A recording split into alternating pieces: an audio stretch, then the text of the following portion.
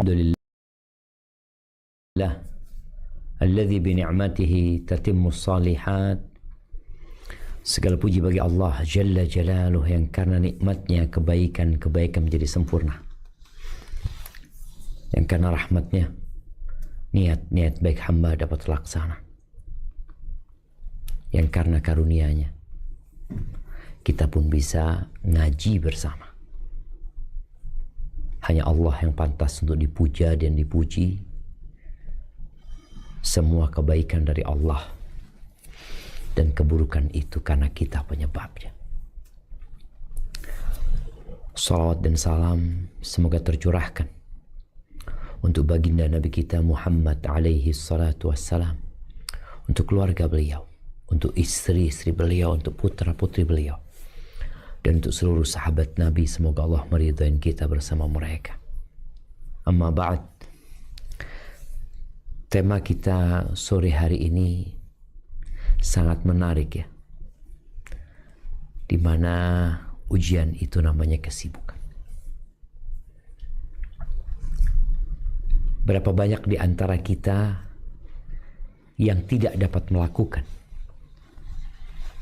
perkara-perkara yang mulia, urusan-urusan yang penting, gara-gara dia sibuk.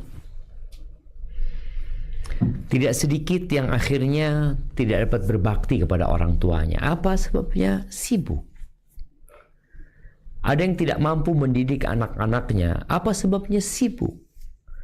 Ada yang tidak memberikan hak-hak pasangannya. Apa alasannya? Sibuk.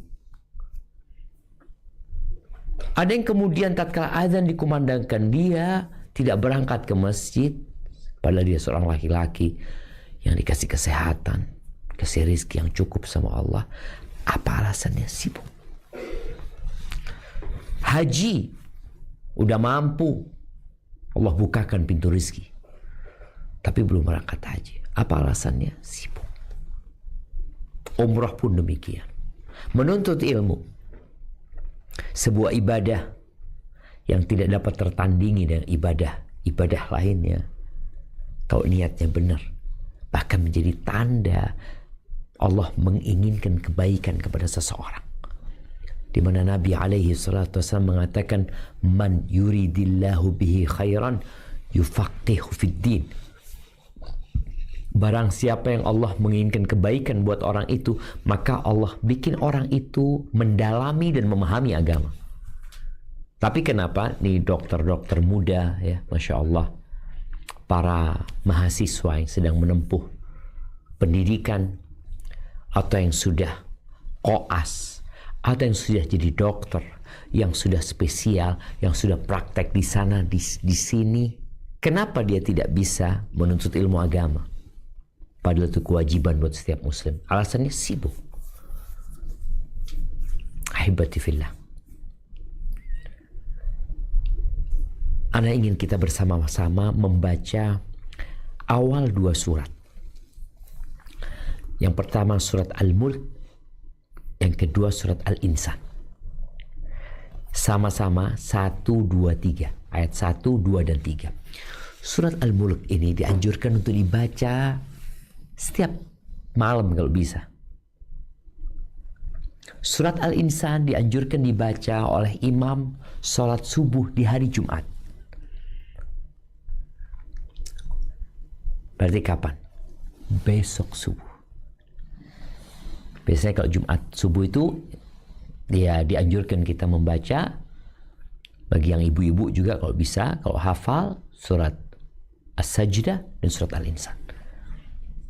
Artinya surat ini mengandung banyak teguran buat manusia untuk menyadarkan dia, engkau itu diuji. Dan kesibukan itu ada yang pilihanmu dan ada yang terpaksa. Tapi coba diperhatikan.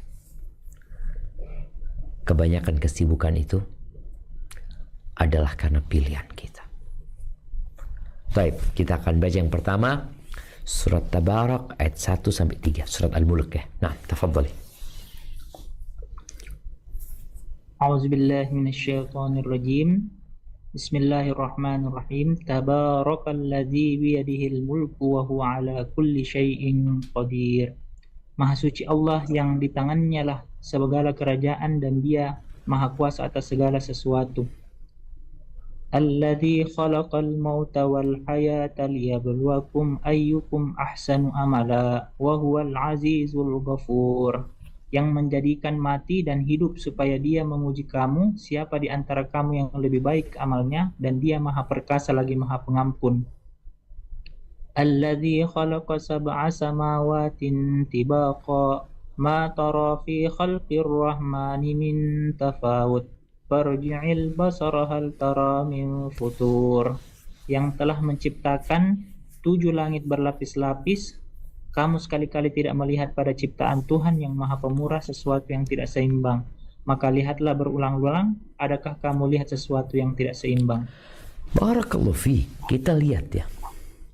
Allah menjelaskan bahwa di tangannya segala kerajaan, segala kepemilikan. Kita ini nggak punya apa-apa. Sebagian kita merasa memiliki. Dan itu ujian pula yang menyebabkan dia akhirnya berat untuk berbagi dengan saudaranya. Karena dia merasa ini milik dia.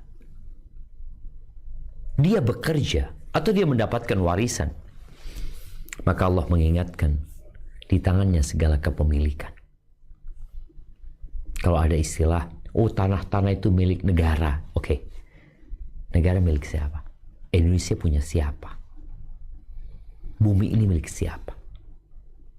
Semuanya milik Allah Azza wa Jalla. Dan Allah Maha Kuasa atas segala sesuatu. Kemudian Allah menjelaskan kenapa Allah menciptakan kematian dan kehidupan. Kenapa kok orang itu mati? Kenapa dulu kita nggak ada terus kita jadi ada? Apa tujuannya? Liyabluwakum ayyukum ahsanu amala. Hey, kalau kita lihat kuburan, kita bakal ke sana. Yang hidup bertahun-tahun, ratusan tahun. Nabi Nuh 1000 tahun lebih umurnya, tapi terakhir juga mati. Sedangkan engkau nggak bakal lama, ana dan antum ya 70 lebih dikit kalau nyampe. Allah menciptakan kematian dan kehidupan untuk menguji siapa di antara kalian yang paling baik amalannya.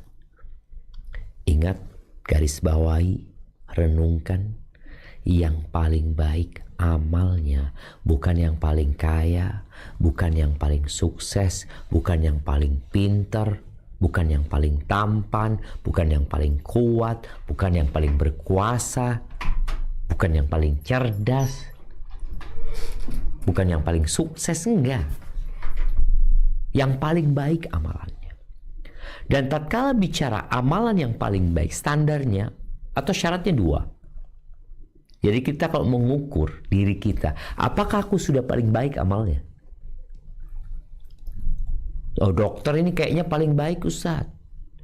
Karena dalam sebuah hadis disebutkan, tatkala Nabi alaihi salatu wasallam ditanya tentang orang yang paling dicintai Allah, orang yang paling baik, beliau mengatakan khairun nas sallallahu alaihi wasallam anfa'uhum linnas. Orang yang paling baik adalah orang yang paling bermanfaat buat orang lain.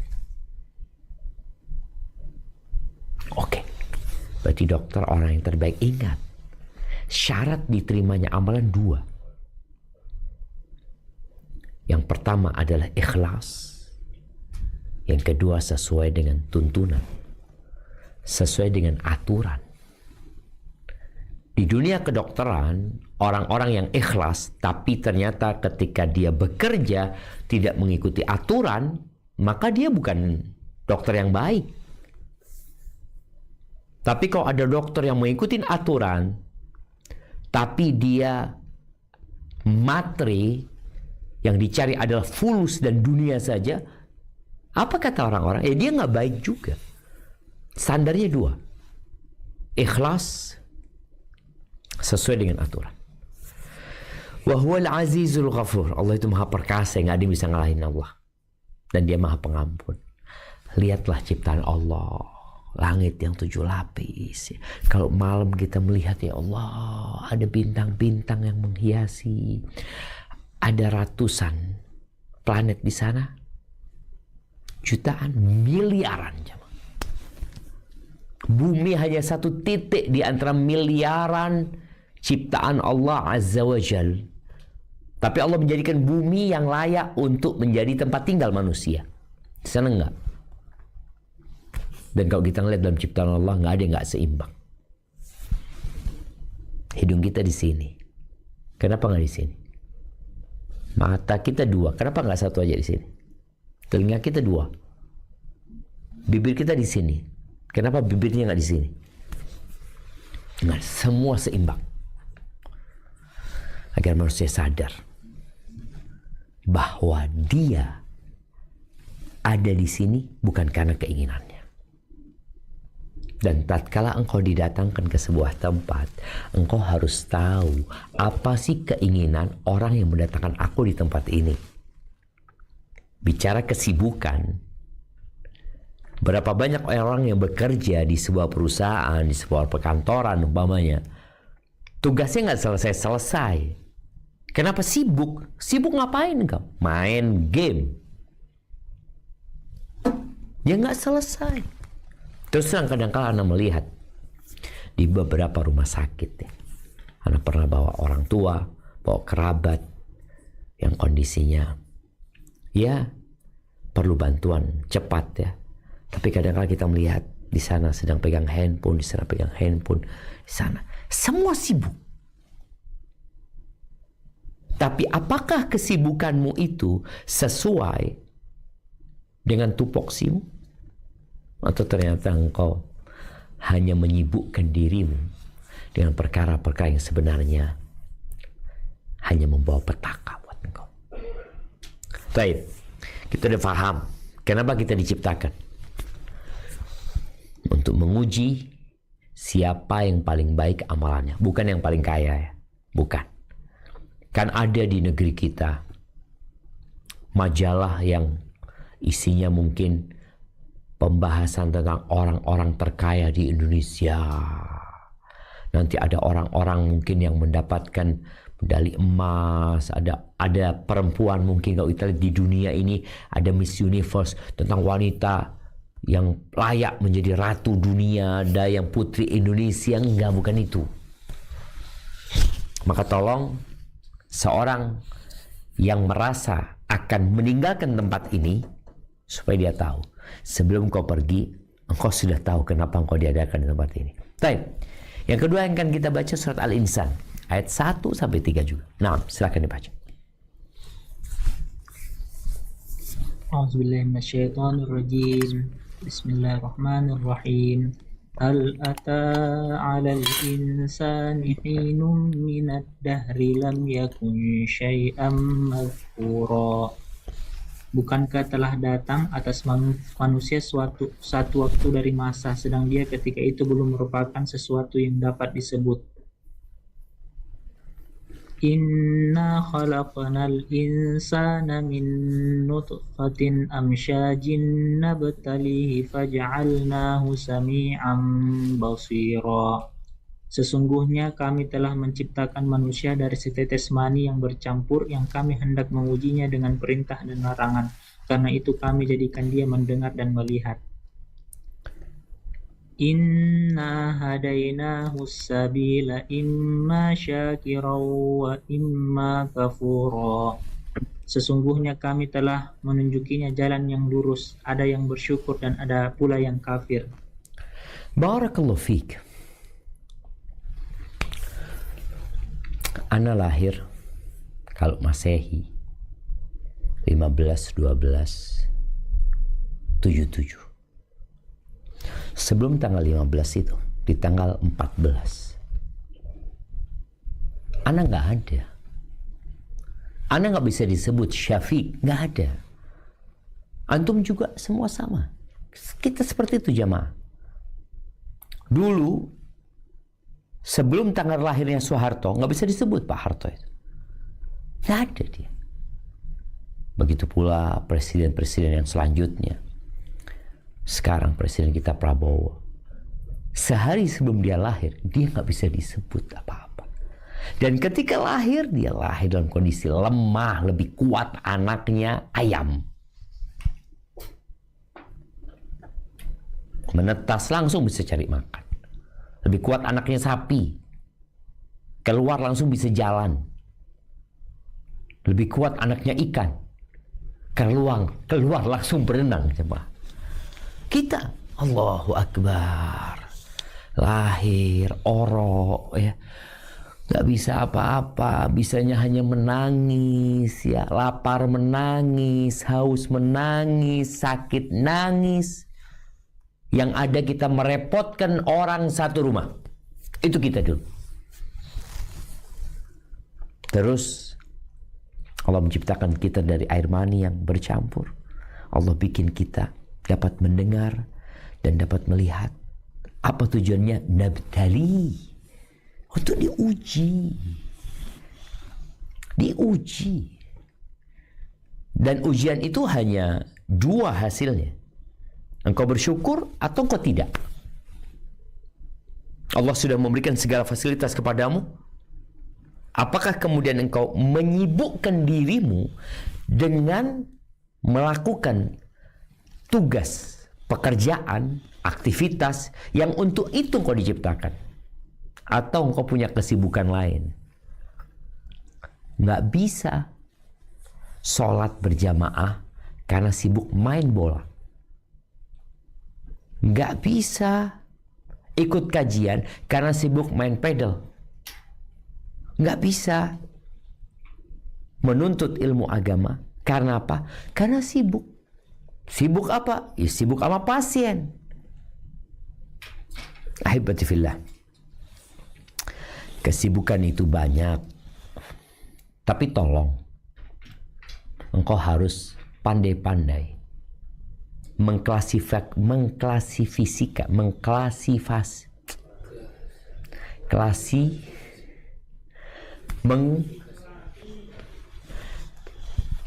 ya itulah ya, anak kok jadi susah nyebutin.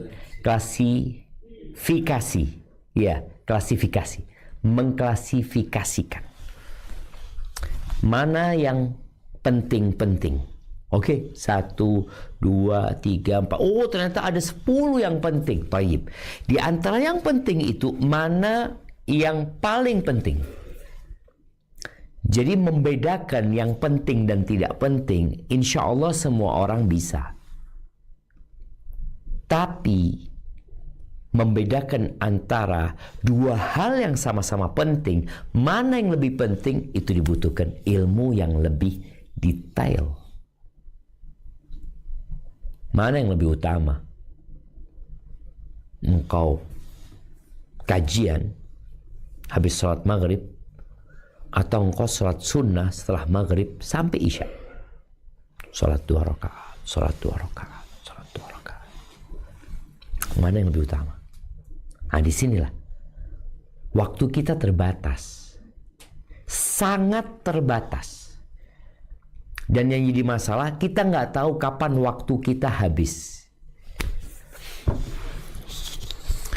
Orang kalau tahu waktunya akan habis, seperti ketika dikasih tahu waktu untuk menginput data, engkau ini mau melamar kerja. Oke, harus menginput datamu. Waktu terakhir adalah jam 5 sore. Waktu Indonesia bagian timur. Wita itu tengah ya. Tengah. Udah habis nih waktunya. Selesai. Mau input nggak bisa. Udah close. Karena by system. Nggak bisa. Maka orang sebelum waktunya habis, dia akan menjalankan tugasnya ini dan itu. Ana pernah sibuk menggarap disertasi. Tapi ketika menggarap disertasi, Ana juga punya kesibukan lain. Ana harus ngantar anak-anak sekolah, jemput sekolah, emaknya juga sekolah, masih harus belanja, kadang-kala ada urusan ini dan itu, ada banyak hal yang akhirnya disertasi hampir tidak selesai. Apa yang Anda lakukan? Anda kasih tahu istri sama anak-anak, kayaknya nggak bisa. Abah butuh waktu khusus untuk bisa nulis karena banyak kesibukan. Tapi kadang-kala kita harus pilih dan harus mengorbankan sebagian kesenangan kita demi sesuatu yang lebih penting dan lebih manfaat. Di surat Al-Fatah ayat 11, Allah menceritakan tentang orang-orang Badui yang tidak mau ikut umroh. Tidak mau ikut umroh. Di tahun ke-6 Hijriah, Nabi alaihi salatu wassalam mengajak para sahabat untuk umroh. Berangkat ke Mekah. Pada saat itu Mekah masih di bawah kekuasaan, di bawah otoritas orang-orang musyrikin. Yang tentunya ada resiko. Berangkatlah Nabi bersama 1.400 orang. Berangkat, terjadilah apa yang terjadi di sana. Kemudian ketika pulang, Allah sudah ngasih tahu. Nanti itu ada orang-orang Arab Badui yang tidak ikut, dia akan buat alasan ini dan itu. Apa alasan mereka? Sibuk.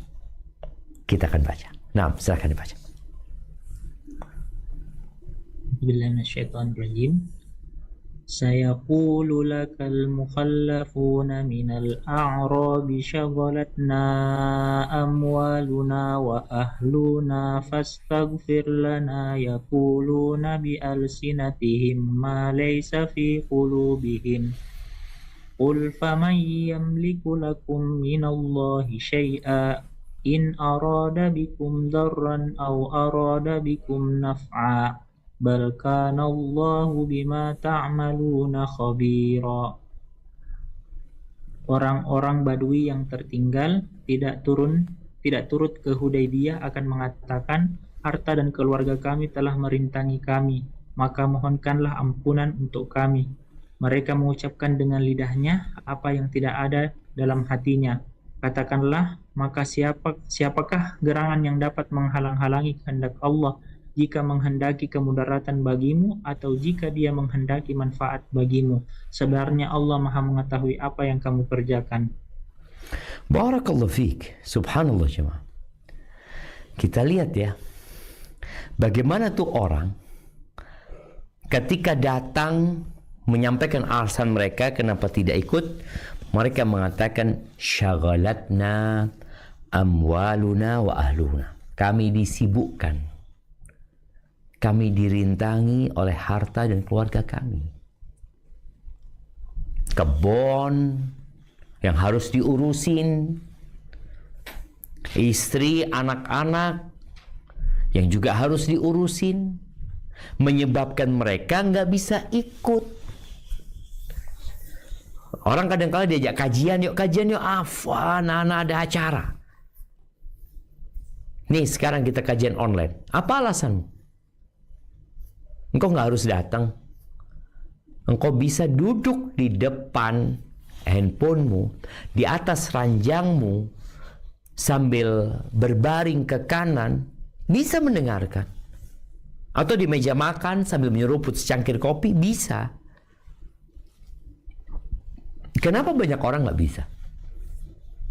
Syaghalatna amwaluna wa ahluna.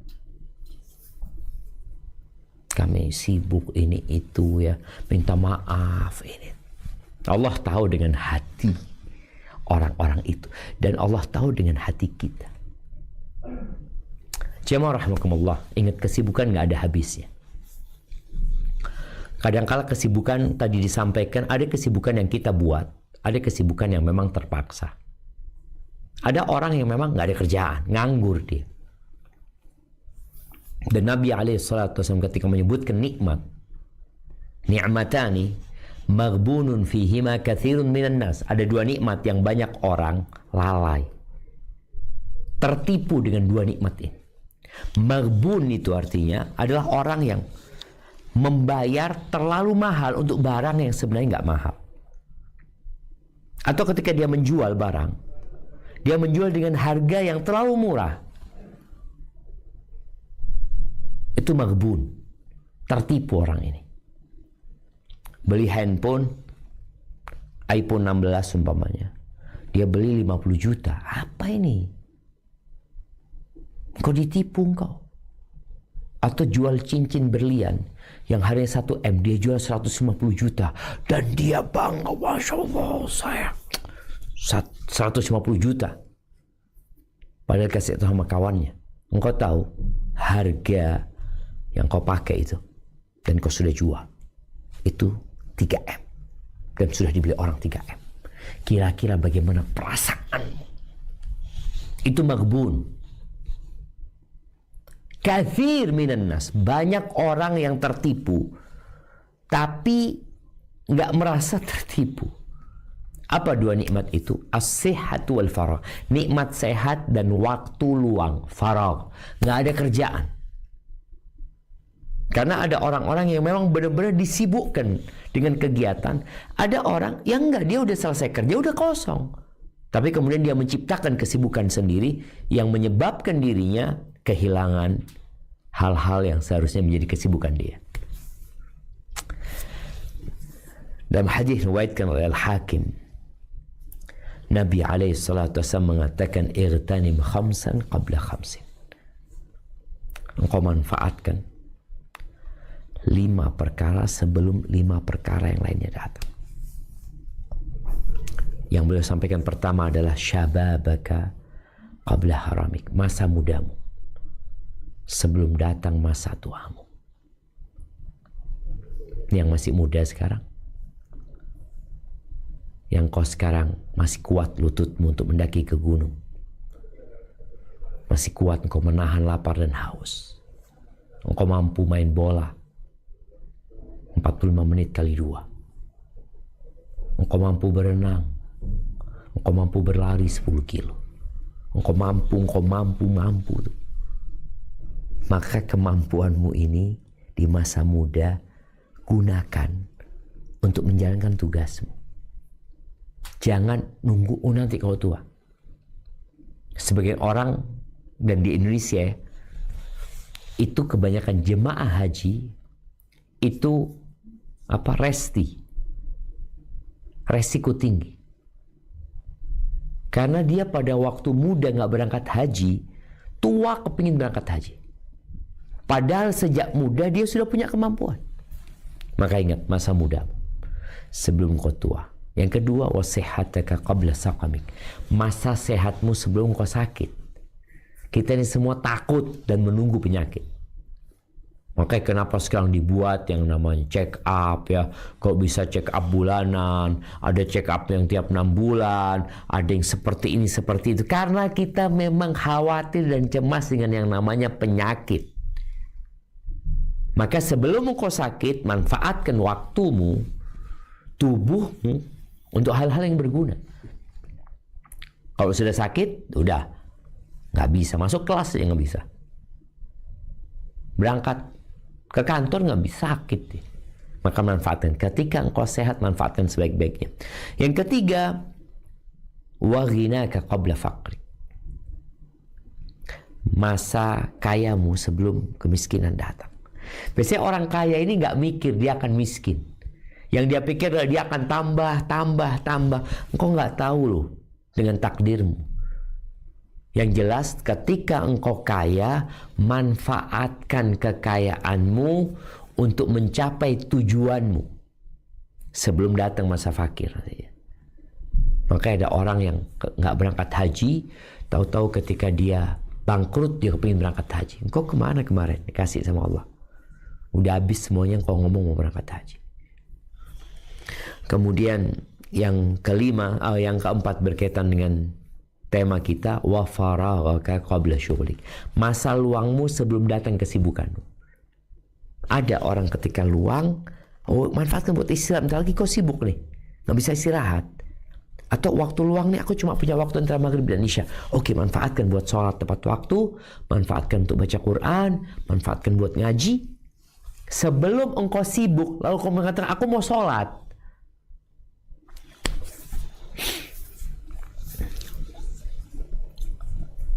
Abdullah bin Unais, salah satu sahabat Nabi dari kalangan Ansar. Dia dikirim oleh Nabi SAW dengan satu misi, membunuh satu tokoh orang Quraisy yang sedang memprovokasi bangsa Arab untuk menyerang kota Madinah. Namanya Khalid bin Sufyan al-Hudhali. Nabi berpesan kepada Abdullah bin Unais, engkau kalau melihat orang ini engkau akan merinding, seakan-akan engkau melihat syaitan. Ketika sampai ke tempat yang disebutkan sama Nabi SAW di Wadi Urana, di Arafah sana, dia berangkat dari Medina menuju ke Arafah, jarak 400 km kira-kira. Sampai sana dia lihat orang ini dan dia merasakan merinding. Lalu kata dia, aku sholat asar waktu itu dengan berjalan kaki. Karena khawatir kalau sudah ketemu sama orang ini, aku akan disibukkan dengan hal-hal yang akhirnya aku akan terungkap kalau kelihatan sholat nantinya. Maka sholat sampai jalan. Ketika sudah ngobrol ini dan itu, dibunuh tuh orang dan dilaporkan kepada Nabi SAW. Ingat, masa luangmu, masa kosong. Jadi ketika seorang nganggur, itu sebenarnya nikmat. Oh, dia nggak punya kesibukan, tapi dia menyibukkan diri dengan hal-hal yang tidak berguna kadang-kala. Maka tolong manfaatkan waktu luangmu sebelum datang kesibukanmu. Wa hayataka qabla mautik, hidupmu sebelum matimu. Ahibati fillah, Nabi menyebutkan bagaimana penghuni surga itu akan menyesal. Ahlul jannah pada hakikatnya nggak ada, kalau sudah masuk surga itu udah selesai semuanya. Tapi kalaupun mereka menyesal, mereka itu akan menyesali atas satu waktu, atas sesaat dari hidup mereka yang lewat dan di situ mereka tidak berzikir mengingat Allah Azza wa Jalla.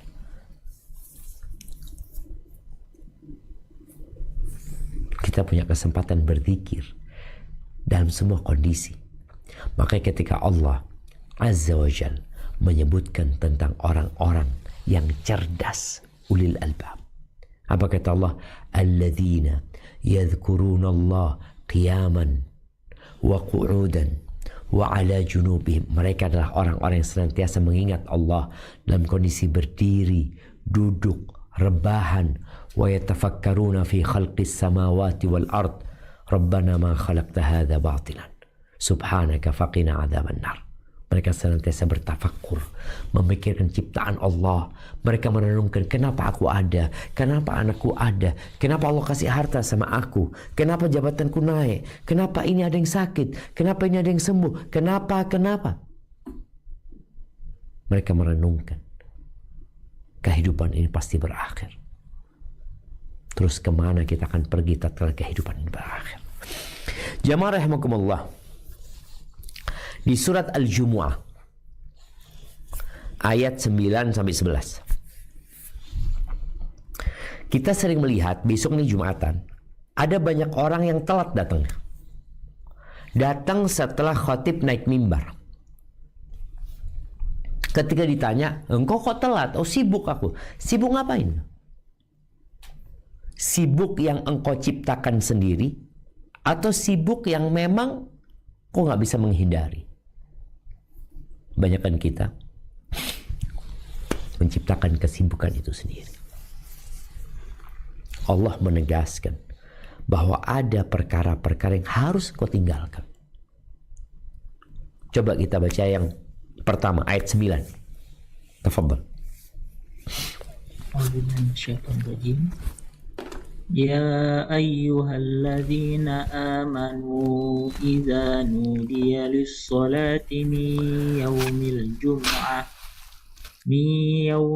jum'ati fas'au ila dzikrillahi wa dzarul bai' dzalikum khairul lakum in kuntum ta'lamun.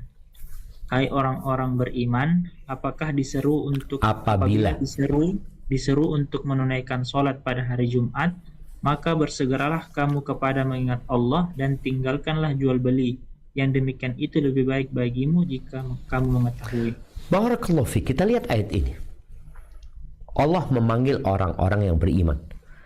Dan betapa seringnya Allah memanggil orang-orang yang beriman karena Allah cinta sama mereka. Kalau diserukan untuk sholat pada hari al-jumu'ah, mi yaumil jumu'ati, apa yang harus dilakukan? Fas'au ila dzikrillah, bersegeralah kalian menuju kepada zikrullah. Wa dzarul bai', tinggalkan jual beli. Bisnis ini tinggalin. Kemana? Engkau menuju ke masjid. Itu lebih baik buat kalian kalau kalian mengetahui. Ahibati fillah, di sini Allah menyuruh kita segera untuk ke masjid, untuk mendengarkan khutbah Jumat. Ketika Allah berbincang tentang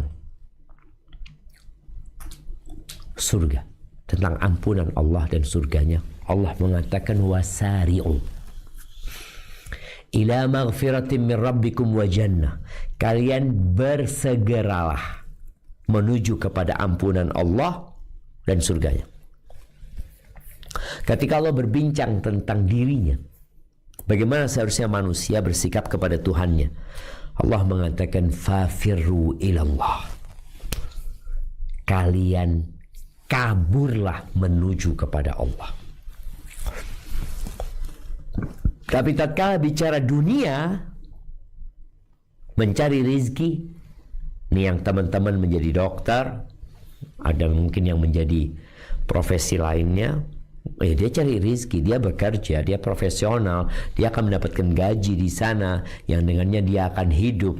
Ketika Allah berbincang tentang rizki di surat Tabarak, huwallazi ja'ala lakumul arda dhalulan famshu fi manakibiha wa kulu min rizqi. Dialah Allah yang menciptakan untuk kalian bumi ini landai sehingga bisa dijalani, dilewati.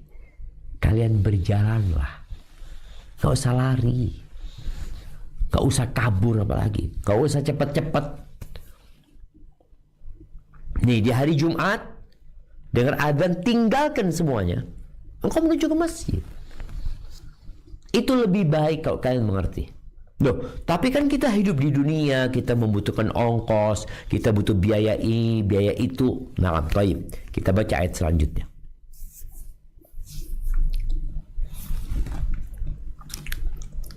فَإِذَا قُضِيَتِ الصَّلَاةُ فَانتَشِرُوا فِي الْأَرْضِ وَابْتَغُوا مِنْ فَضْلِ اللَّهِ وَاذْكُرُوا اللَّهَ كَثِيرًا لَعَلَّكُمْ تُفْلِحُونَ. Wabtagu, baca lagi, وَابْتَغُوا مِنْ فَضْلِ اللَّهِ. Oke. Ingat kalau kasroh sebelum Allah itu bacanya muraqqaqah ya. Min fadlillah. Min fadlillah. Coba dibaca lagi. وَابْتَغُوا مِنْ فَضْلِ اللَّهِ. Min fadlillah. مِنْ فَضْلِ اللَّهِ. Min fadlillah, bukan Allah. Min fadlillah. Ya, hampir betul. Tafadhal, lanjutkan. Wadhkurullaha katsiran la'allakum tuflihun. Apabila telah ditunaikan sholat, maka bertebaranlah kamu di muka bumi dan carilah karunia Allah dan ingatlah Allah banyak-banyak supaya kamu beruntung. Barakallahu fiik. Kita lihat nih, engkau kan butuh biaya dalam kehidupan ini. Engkau punya keluarga yang jomblo mau menikah, yang sudah menikah harus memberikan nafkah. Maka selesai sholat silahkan bertebaran. Tadi kita harus tahu mana yang penting dan mana yang lebih penting. Orang itu harus bijaksana, meletakkan segala sesuatu di tempatnya. Engkau mengatakan, Ustadz, memberikan nafkah kepada anak dan istri fardu ain, na'am. Dan Allah memberikan arahan, selesai sholat, tafadhol, cari dari karunia Allah, tapi ingat sama Allah selalu. Namun ada manusia-manusia yang ternyata tidak pandai untuk tadi mengklasifikasikan antara yang penting dan lebih penting, antara yang wajib dengan yang lebih wajib, antara yang wajib dengan yang sunnah. Maka Allah katakan tentang kondisi sebagian manusia. Tafadhal, dibaca.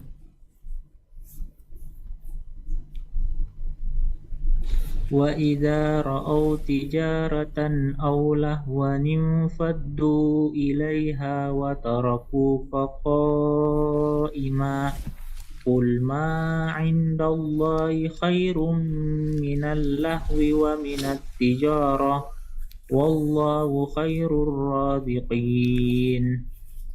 Dan apabila mereka melihat perniagaan atau permainan, mereka bubar untuk menuju kepadanya dan mereka tinggalkan kamu sedang berdiri atau berkhutbah. Katakanlah, apa yang di sisi Allah adalah lebih baik daripada permainan dan perniagaan, dan Allah sebaik-baik pemberi rezeki.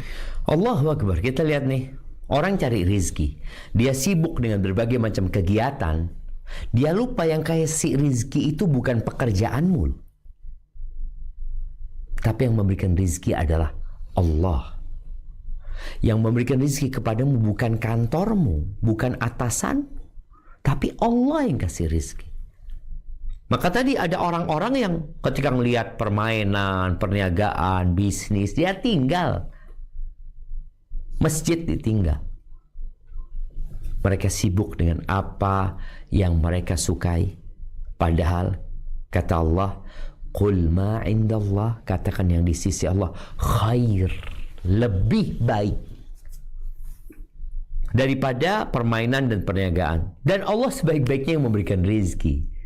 Jadi kalau engkau ingin rezeki, datanglah kepada Allah Azza wa Jalla. Jamaah rahimakumullah. Ya, kadangkala keluarga kita memang membuat kita tersibukkan mengurusin mereka. Bahkan tidak sedikit yang nggak berangkat haji gara-gara keluarga, nggak berangkat umroh gara-gara keluarga, nggak ngaji juga gara-gara keluarga, sodakohnya jadi sedikit gara-gara keluarga. Ada banyak peran keluarga yang membuat kita akhirnya nggak bisa berlari menuju kepada Allah Azza wa Jalla. Sibuk sama keluarga. Seperti tadi yang kita baca di surat Al-Fatah. Mereka nggak berangkat umroh karena apa? Syaghalatna amwaluna wa ahluna. Kita disibukkan dengan ngurusin keluarga dan anak-anak ini. Dan harta mereka. Mereka punya kebun mungkin ya. Apalagi sekarang banyak orang yang punya peliharaan-peliharaan yang nggak bisa ditinggal. Peliharaannya gimana, ini dan itu. Di surat At-Taghabun ya.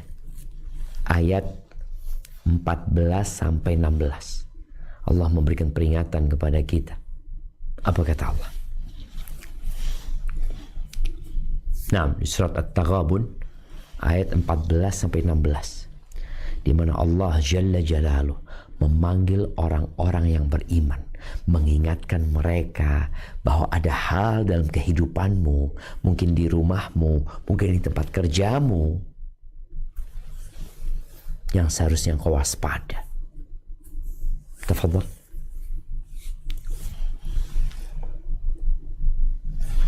Ya ayyuhalladzina amanu inna min azwajikum wa auladikum aduwwan lakum fahdharuhum wa in ta'fu wa tasfahu wa taghfiru fa innallaha ghafurur rahim. Hai orang-orang yang beriman, sesungguhnya di antara istri-istrimu dan anak-anakmu ada yang menjadi musuh bagimu. Maka berhati-hatilah kamu terhadap mereka, dan jika kamu memaafkan dan tidak memarahi serta mengampuni mereka, maka sesungguhnya Allah Maha Pengampun lagi Maha Penyayang. Baik. Coba kita baca ayat ini dengan merefleksikan kepada kehidupan kita. Allah mengatakan, wahai orang-orang yang beriman, ada di antara pasangan-pasangan kalian, istri, anak-anak kalian yang musuh buat kalian. Betapa seringnya kita ngelihat ya, orang itu jadi bakhil gara-gara anaknya, jadi pengecut gara-gara anaknya, hidup dalam kecemasan dan kesedihan memikirkan anak-anaknya, lupa memikirkan dirinya. Padahal seharusnya engkau menyelamatkan dirimu sebelum menyelamatkan yang lainnya. Dan itu sebuah kaidah dalam kehidupan nyata kita. Selalu disampaikan ketika orang naik pesawat, Pak Pramugari menyampaikan apabila terjadi kondisi darurat, kemudian jatuh tuh oksigen, jangan memasangkan orang lain. Pasang buat dirimu sendiri, baru bantu orang lain. Sebagian orang tua sibuk mencari harta. Oh, demi anak, demi istri, demi anak, demi istri. Oke, bagus, kau bertanggung jawab ya. Tapi hati-hati. Jangan sampai itu anak-anak dapat harta tanpa capek dan lelah, engkau kemudian dihisap dan diadab. Karena boleh jadi engkau lupa dengan halal dan haram. Ada di antara mereka yang musuh buat suaminya, musuh buat pasangannya. Maka waspada terhadap mereka. Kemudian kalau engkau memaafkan, tidak memarahi dan mengampuni, ya Allah itu maha pengampun dan maha pengasih. Kita juga banyak salahnya gitu. Tapi lalu Allah ingatkan kita di ayat 15. Apa kata Allah? Auzubillahiminasyaitonirrajim. Innama amwalukum wa auladukum fitnah wallahu indahu ajrun azim. Sesungguhnya hartamu dan anak-anakmu hanyalah cobaan bagimu, di sisi Allah lah pahala yang besar. Barakallahu fikum. Kita lihat ya. Di sisi Allah pahala yang besar. Ujian. Anak-anak itu ujian, harta itu ujian. Poinnya apa? Engkau bersyukur atau kufur. Jangan sampai karena sibuk ngurusin anak, ibu-ibu sibuk ngurusin anak, sholatnya telat-telat. Sibuk ngurusin anak, udah gak peduli lagi sama mengaji dan menuntut ilmu. Sibuk dengan anak-anak, lupa ngurusin suaminya. Terus bagaimana sikap kita dengan banyaknya kesibukan yang terkadang kita nggak mampu untuk menjalankan semuanya? Apa yang harus kita lakukan? Allah jelaskan hal itu di ayat 16. Apa kata Allah?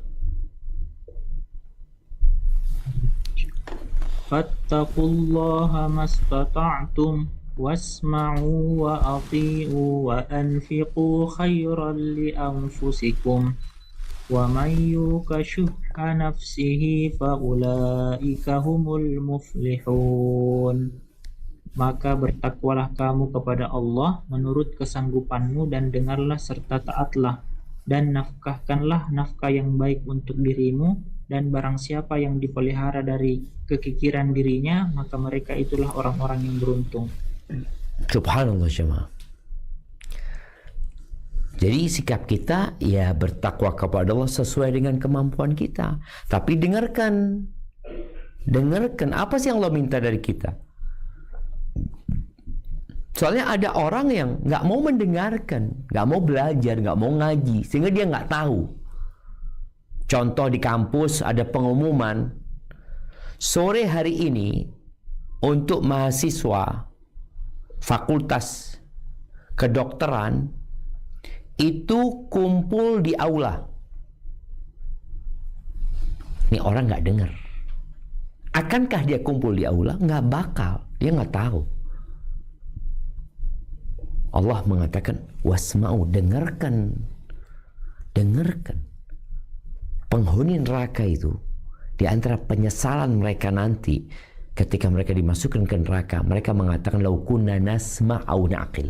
Kalau dulu kami mau mendengar. Ada kajian mau dengar, ada penjelasan, ada pengumuman. Kami mau dengar. Kami nggak bakal jadi penghuni neraka. Mau dengar dan memikirkan. Ma kunna fi ashabis sa'id. Nggak bakal masuk neraka. Ya memang betul. Orang-orang itu karena nggak baca pengumuman, akhirnya dia kehilangan banyak manfaat.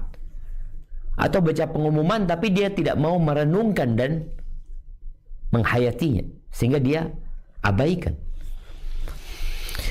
Ahibati fillah, manusia itu kalau bicara dunia maka nggak ada puasnya. Ada seorang dokter yang ngomong sama anak-anak itu nggak bisa Ustaz memberikan hak-hak istri anak ya, anak-anak juga karena sibuk ya, praktek pagi di rumah sakit negara RSUD, kemudian nanti sore praktek, maghrib praktek, malam praktek lagi. Ada yang 4 kali praktek. Anak tanya sama dokter tuh, dok ini pilihan atau memang perintah? Enggak pilihan. Loh, kalau pilihan kan bisa milih. Milih, aku nggak mau praktek, aku praktek hari Selasa sama hari ini doang, pamannya. Anda lihat beberapa dokter itu praktek hari Selasa sama hari Kamis. Iya, di rumah sakit itu. Di hari lainnya praktek di rumah sakit itu. Di jam itu mungkin dia pindah ke tempat lain. Kita yang menyibukkan diri kita. Ingat, pada saat kita bisa menentukan, maka urusannya dari tanganmu. Rasul sallallahu alaihi wasallam menyebutkan bahwa Allah berfirman, Inna anzalna al-mal liiqamis salati wa ita'iz zakah. Sesungguhnya kami, ini boleh jadi hadis qudsi. Ada yang mengatakan ini adalah ayat dalam Al-Quran yang kemudian lafadznya dihapus, hukumnya tetap berlaku. Lafalnya sudah bukan termasuk dari Al-Quran. Sesungguhnya kami menurunkan harta. Kenapa sih Allah berikan harta kepada manusia? Sebagian kita hartanya lebih banyak daripada sebagian lainnya. Allah sebutkan liiqamis salah wa ita'iz zakah, agar engkau bisa menegakkan agama ini dengan hartamu. Engkau harus beli pakaian yang menutup auratmu. Dengan harta engkau bisa bangun masjid sebagai tempat ibadah. Engkau bisa beli kendaraan yang mengantarkanmu ke tempat ibadah. Untuk menegakkan sholat itu harta. Wa ita'iz zakah, untuk menunaikan zakat. Lalu Allah sebutkan walau kana libni Adam wadin, kalau anaknya Adam itu manusia nih dikasih satu lembah isinya emas, jalan antara 2 gunung ya, emas full, apakah dia akan merasa cukup sehingga dia bisa fokus ibadah? Udah cukup sudah. Ini kesempatan buat aku untuk mendekatkan diri kepada Allah Azza wa Jalla. Dia punya harta yang cukup untuk 7 turunan umpamanya. Tapi ternyata ada masalah di hatinya. Kata Allah nih dalam hadis qudsi ini, atau tadi ayat yang sudah dihapuskan lafalnya, la ahabba an yakuna lahu thanin. Dia kepingin punya 2 lembah full emas. Walau kana lahu wadiyani, kalau dia punya 2 lembah semuanya isinya emas, la habba an yakuna lahu mathalithan atau thalithun, dia kepingin punya yang ketiga. Wala yamla'u jawfa ibni Adam illa turab, nggak ada yang bisa memuaskan dia kecuali tanah. Manusia itu ada rongganya, nggak bisa dipenuhin tuh rongga di tubuhnya, kecuali yang bisa menuhin cuma tanah. Kalau bicara ambisi terus. Dan manusia menjadi tua, ada 2 hal yang tetap muda di dirinya. Ambisi dan angan-angan. Thumma yatubullah ala man tahab. Kemudian Allah memberikan taubat buat orang-orang yang mau bertobat. Jadi ahibati fillah, ingat ya, kaya itu karena anak berpikir ya, yang membuat orang sibuk itu cari harta. Ujung-ujungnya duit. Yang jadi pejabat ujung-ujungnya duit. Dulu Anda sempat berpikir ya, kalau yang mencalonkan diri menjadi bupati kayak atau apa, itu orang yang sudah sukses, sudah kaya raya, insya Allah dia akan fokus bekerja, berkhidmat kepada umat. Dulu Anda berpikir seperti itu. Setelah Anda merenungkan, membaca hadis-hadis Nabi alaihissalam, nggak bisa. Nabi mengatakan, alaihi salatu wassalam, likulli ummatin fitnah wa fitnatu ummati al-mal. Semua umat ada fitnahnya, dan fitnah umatku adalah harta. Harta. Ya. Harta. Makanya ujung-ujungnya duit. Nabi SAW mengatakan, irda bima qasamallahu laka takun aghnan nas. Ridhalah engkau dengan apa yang Allah berikan kepadamu, engkau akan menjadi orang paling kaya di muka bumi ini. Laisal ghina an kathratil ard. Kekayaan itu bukan dengan banyaknya harta benda, enggak. Walakinnal ghina ghinan nafs. Kekayaan yang sebenarnya adalah kekayaan jiwa. Dan Nabi tidak mencela orang kaya, enggak. Sebagian sahabat kaya-kaya, tapi mereka tidak disibukkan dengan kekayaannya dari tujuan yang utama. Ketika orang tahu dengan tujuan dia, aku mau ke Surabaya, umpamanya. Dalam perjalanan menuju Surabaya mungkin ada banyak tawaran. Umpamanya teman-teman yang ada di Makassar, ketika dia mau ke Surabaya, ternyata ada tiket murah ke Raja Ampat, ada promo ke Maldives, ada ini, ada banyak tawaran. Ya Allah, tunggu dulu, tujuanmu mau kemana? Aku mau ke Surabaya. Hilangkan semua itu, berangkat ke tempat tujuan. Godaan akan terus ada. Maka Nabi SAW mengatakan, laisal ghina. Beliau tidak mencela orang kaya itu, asalkan dia bertakwa kepada Allah. Beliau mengatakan SAW, la ba'sa bil ghina. Nggak apa-apa kaya itu, tidak apa-apa. Tapi syaratnya limanit taqwa.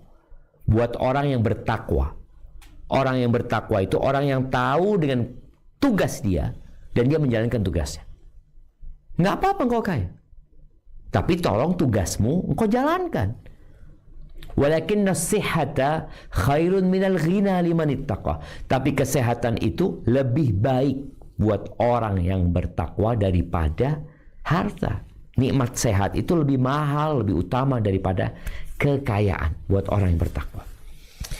Sebagai penutup, di hadis Ma'qil bin Yasar, Rasulullah SAW bersabda, yaqulu rabbukum, Tuhan kalian berfirman, ini hadis qudsi, ya ibn Adam tafarrar li ibadati, wa ya anak Adam, fokuslah engkau beribadah kepada aku.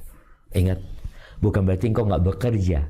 Engkau silahkan bekerja, tapi semua pekerjaanmu, fokus tujuanmu beribadah kepada Allah, mencari harta agar kita lebih baik beribadah kepada Allah Azza wa Jalla, sebagai bekal menuju ke akhirat kita. Fokus. Kalau bicara kesibukan, ingat, ada yang harus ditinggalkan, ada yang harus dikalahkan, tapi fokus beribadah kepada Allah Azza wa Jalla. Apa yang akan didapatkan oleh manusia? Amla qalbaka ghinan wa amla yadayka rizqan. Aku akan penuhi hatimu dengan kekayaan dan tanganmu dengan rizki. Tapi fokus dengan tujuan utama, beribadah kepada Allah. Katakan selalu, inna salati wa nusuki wa mahyaya wa mamati lillahi rabbil alamin. Barakallahu fiik. Itu yang dapat Anda sampaikan, kurang lebihnya mohon maaf. Mungkin ada sisa waktu untuk tanya jawab. Anda kembalikan ke moderator kita. Tafadhal. Jazakumullah khair, Ustaz. Untuk selanjutnya kita masuk di sesi tanya jawab. Untuk pertanyaan, mungkin ada beberapa pertanyaan yang sudah masuk di kolom chat, dan juga ada juga salah satu akhwat yang mau bertanya langsung, Ustaz. Apakah boleh, Ustaz? Tafadhali. Ya, Suara aja nanti ya. Yes, Ustaz. Kepada akhwat Indah, dipersilahkan. Assalamualaikum warahmatullahi wabarakatuh, Ustaz. Waalaikumsalam warahmatullahi wabarakatuh. Ahlan wa sahlan. Tafadhal. Ya lama nih nggak bertanya ke Ustaz. Biasanya saya sering bertanya.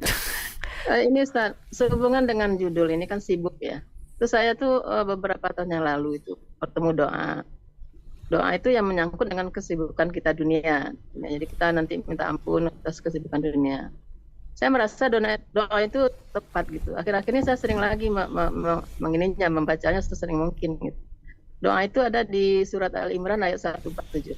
Apakah tepat doa itu? Apa doanya? Dzunubana, Nah, surat Ali Imran ayat 147.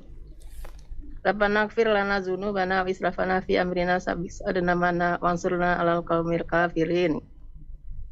Apakah cocok doa itu Ustaz? Karena akhir-akhir ini saya sering, karena ya maksudnya kesibukan ini kan karena kesibukan receh, nggak inilah itulah.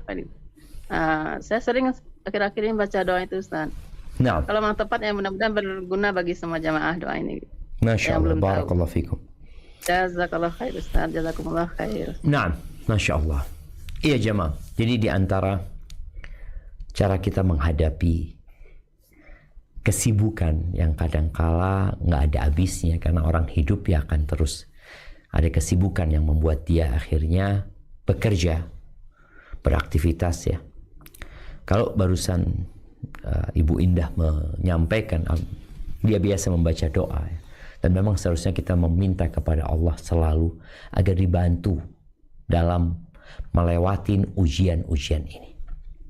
Salah satunya adalah doa yang diajarkan Nabi SAW kepada Mu'ad bin Jabal, ya Allahumma a'inni ala dzikrika wa syukrika wa husni ibadatika. Ya Allah, bantulah aku untuk senantiasa mengingatmu, bersyukur kepadamu, dan beribadah yang baik kepada Allah Azza wa Jalla. Allahumma habibna al-iman, ya Allah cintakan kepada kami iman, wa zayyinhu fi qulubina, dan hiasi dia di hati kami ya Allah. Wa karrih ilaina al-kufra al-fusuq wal-isyan waj'alna minar rasyidin, bencikan kepada kami kekufuran, kemudian dosa-dosa besar dan kemaksiatan, dan jadikan kami orang-orang yang mendapatkan petunjuk. Adapun doa yang dibacakan oleh ibu tadi, kalau kita membaca doa ini doa yang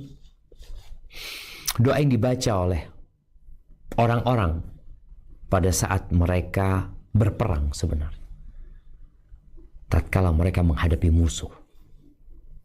Makanya kalau kita lihat doanya, Rabbana ighfir lana dzunubana. Ini umum ya Allah, ampuni kami dosa-dosa kami. Dan mereka yang berperang adalah orang yang paling butuh diampuni sama Allah SWT. Mereka tahu bahwasanya mereka adalah pelaku dosa dan kita semua adalah pendosa. Wa israfana fi amrina, dan banyak kekurangan-kekurangan kami dalam urusan kami ya. Kadang-kala kita melampaui batas. Terus meminta kepada Allah, wa tsabbit aqdamana, dan kukuhkan telapak kami dalam menghadapi musuh. Soalnya kadang-kala ketika berhadapan dengan musuh, kita jadi mundur, takut. Makanya doa memohon kepada Allah agar diteguhkan kedua kakinya, berperang sampai mati. Terus wansurna 'alal qaumil kafirin, dan menangkan kami atas orang-orang kafir. Lalu Allah katakan, fa'atahumullah thawabad dunya wa husna thawabil akhirah. Allah berikan kepada mereka pahala dunia dan yang terbaik dari pahala akhirat. Allah suka dengan orang-orang yang berbuat baik. Jadi doa ini boleh dibaca kapan saja sebenarnya, tapi doa ini lebih khusus sebenarnya dalam medan perang ketika berhadapan dengan musuh, karena memang ada makna di situ memohon supaya diteguhkan kaki kita ketika menghadapi musuh. Hadza wallahu a'lam bissawab. Nah. Jazakumullah khair Ustaz. Untuk selanjutnya kita beralih ke pertanyaan yang dari ruang obrolan. Di sini dari Helni Liana. Assalamualaikum Ustaz. Semenjak kerja shift-shiftan di rumah sakit, Ana tidak bisa istiqomah lagi untuk one day one juice. Karena Ana biasa habis shift malam pasti kelelahan. Apakah ini termasuk terhalang dari kebaikan Ustaz? Mohon doakan Ana agar bisa kembali bekerja tanpa shift malam. Ustaz, jazakallahu khair. Barakallahu fika. Nah, ahibati fillah ya. Rasul sallallahu alaihi wasallam itu menyampaikan, khairul amali adwamuhu wa in qalla. Sebaik-baiknya amalan adalah yang berkesinambungan walaupun itu sedikit. Jadi kalau tadi dikatakan dia akhirnya nggak bisa melaksanakan sebuah amalan karena memang ada pekerjaan, mungkin bisa digantikan, engkau tidak baca tapi mendengar. Jadi ada kondisi tadi orang kalau aku duduk membaca nggak bisa, tapi kalau dengar masih diperbolehkan umpamanya, ya dengerin. Jadi menggantikan yang biasanya kita baca, akhirnya kita mendengar. Semoga tetap kita bisa mengistiqomahkan hal itu. Tapi kalau memang ternyata nggak memungkinkan, maka mungkin kita bisa mengganti. Rasul SAW kadang-kala kecapean, nggak sholat malam karena beliau sakit juga. Pagi harinya beliau ganti. Biasa beliau sholat malam 11 rakaat, ketika di waktu duha beliau sholat 12 rakaat. Jadi apabila Nabi SAW mengamalkan sebuah amalan, athbatahu, terus dijaga amalan tersebut selama dia mampu melakukannya. Coba engkau melakukan evaluasi diri. Boleh jadi ada kesenangan-kesenangan yang harus ditinggalkan. Karena kita mau istiqomah, ada kesenangan yang harus kita tinggalkan. Oke, ditinggalkan. Dan ketika engkau membaca Al-Quran, Allah akan tambah berkah di waktu kita. Boleh jadi kerjaan kamu yang biasa dikerjakan 2 jam, setengah jam selesai. Karena engkau terus atau selalu membaca Al-Quran. Hadza wallahu a'lam bissawab. Nah. Jazakumullah khair Ustaz. Selanjutnya ke pertanyaan yang lain dari ruang obrolan dari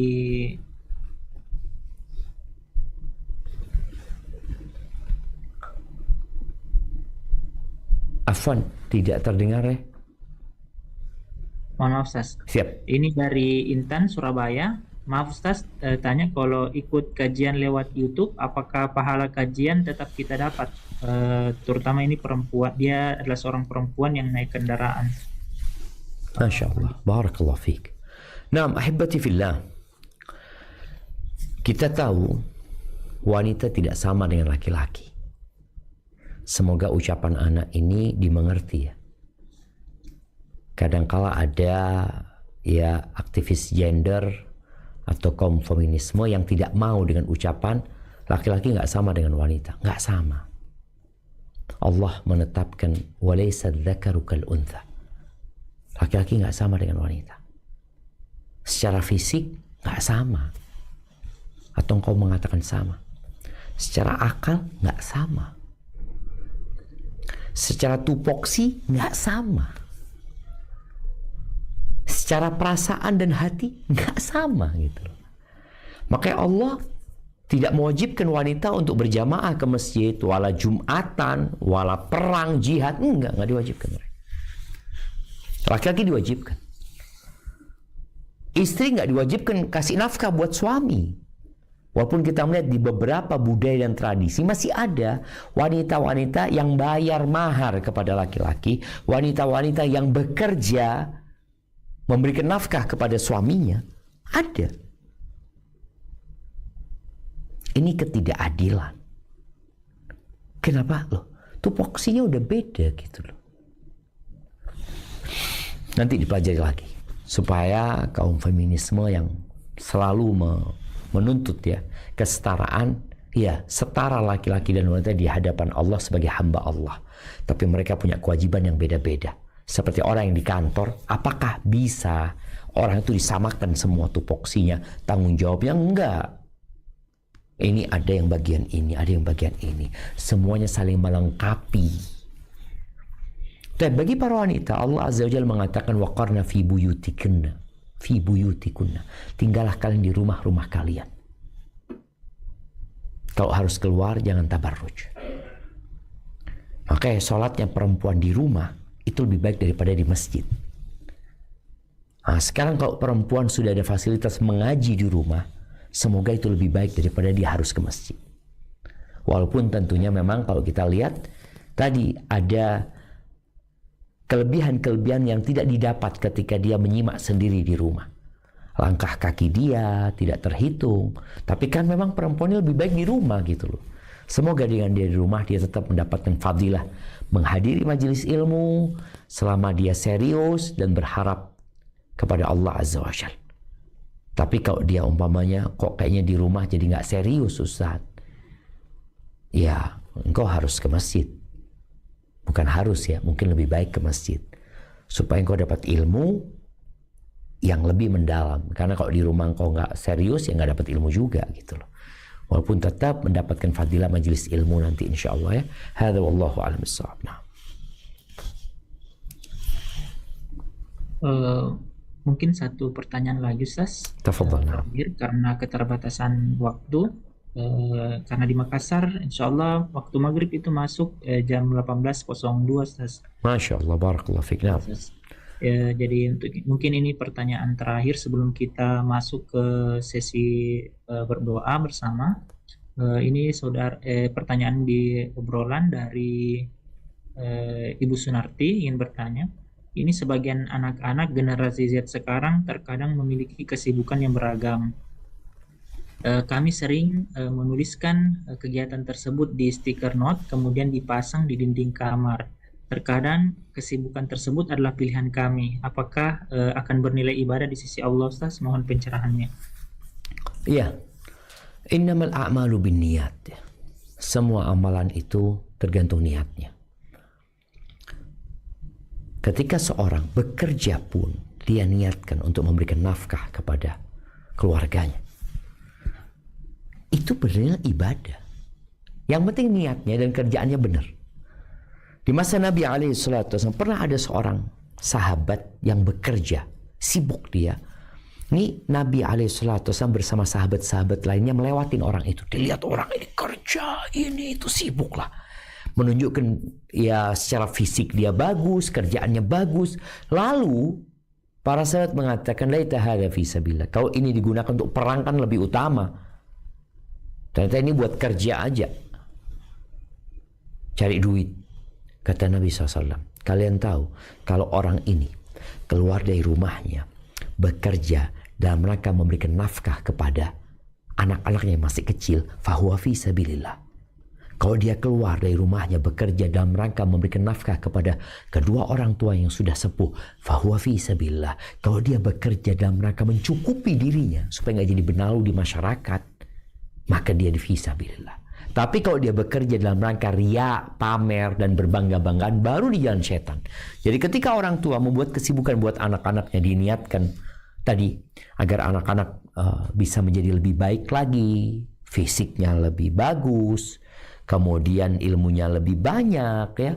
Insya Allah orang tua yang niatnya seperti itu, dia tetap akan mendapatkan pahala di sisi Allah dan bernilai ibadah.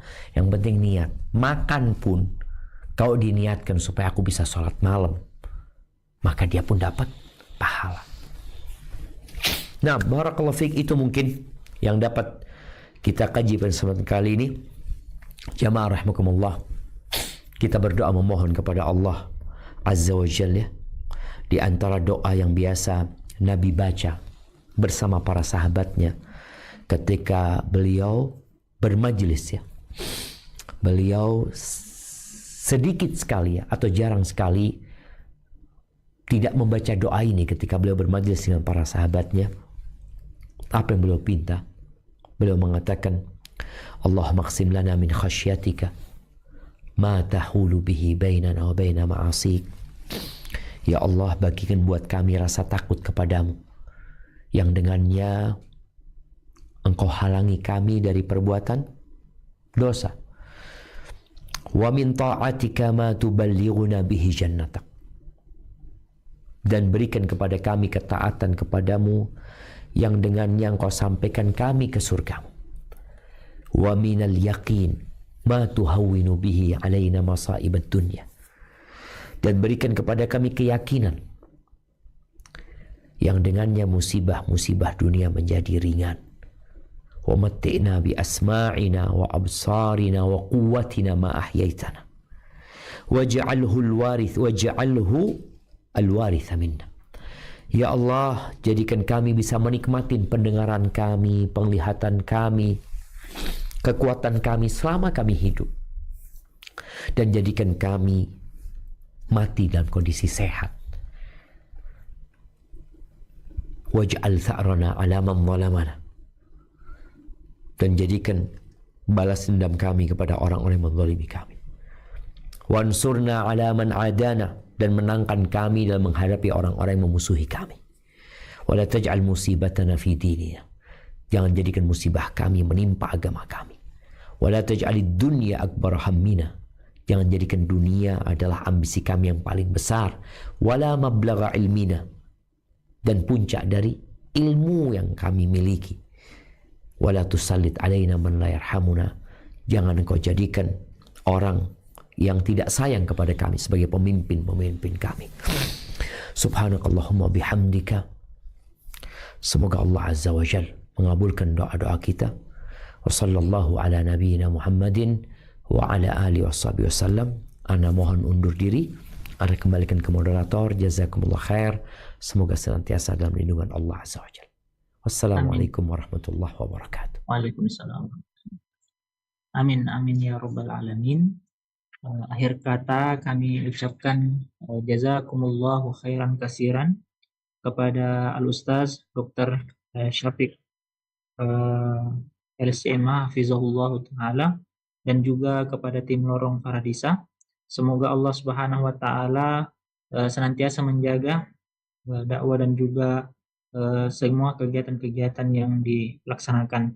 Kami mohon maaf atas kekurangan dan juga apabila ada kesalahan dalam kami memandu kajian ini karena keterbatasan waktu. Saya ucapkan akhir kata subhanakallahumma wa bihamdik asyhadu an la ilaha illa anta wa nastaghfiruka wa natubu ilaik. Summa assalamualaikum warahmatullahi wabarakatuh.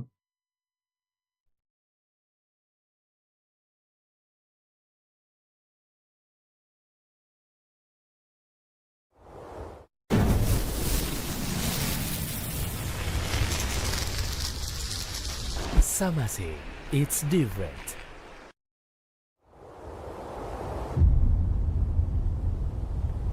Klik tombol berikut untuk mendapatkan update ilmu